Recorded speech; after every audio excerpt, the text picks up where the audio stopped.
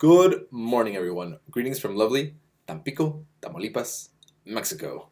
I'm here to see family for the weekend. But anyways, I just finished the first Frugality week 5. And I didn't bring the book with me right now, but Ben Franklin defined frugality as make no expense, but to do good to others or yourself, i.e., waste nothing. When the word frugal comes to your mind, you may or may not think of the word cheapskate. And the two don't necessarily have to mean each other because the word cheapskate it really has like a negative connotation to the word. But there's two things at least that a cheapskate does that someone who's frugal doesn't do. One, they don't give themselves the respect they deserve, and two, they drag along everyone else, friends and family, along with their low spending habits, sometimes even against their will. Yeah, that's one. That's when the line's crossed, when you force people to have less valuable things because you don't want to spend enough money. But in reality, frugality is just about being conservative with your cash, but still spending smart.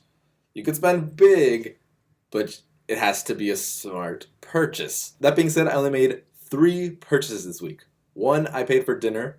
A friend and I ate some tacos back in Brownsville, and we were there for a good 3 hours or so. It was a great catching up, bonding session, and also tacos. Number 2, this was a little bit against my will, but I may or may not have been possibly scammed by the Reynosa airport because I was traveling as a foreigner. Okay, I am a dual Mexican citizen, but I didn't have the papers with me at that moment, but I did have my USA passport. But I don't know if it was a scam. I don't know if it's a new rule by the new presidential administration of Mexico.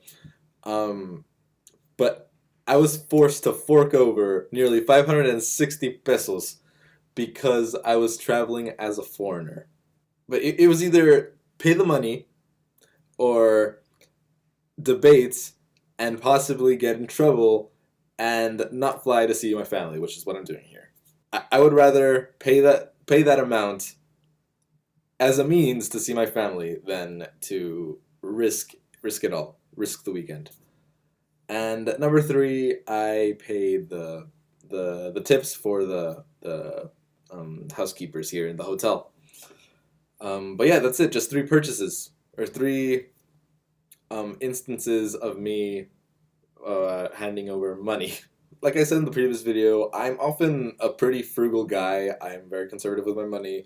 But every now and then, I'll make an impulsive purchase, and I get buyer's remorse, and I feel stuck. I feel stuck with the product that I bought out of impulse. It doesn't happen a lot, but it happens. But when it does happen, I get a little frustrated at myself. So it's a good habit to keep in mind because the more you're frugal, the more you have money to do whatever it is that you want to do to make those smart purchases. You can buy something that matters. You can put it in your retirement account. You could put it in savings, or you could invest it somewhere.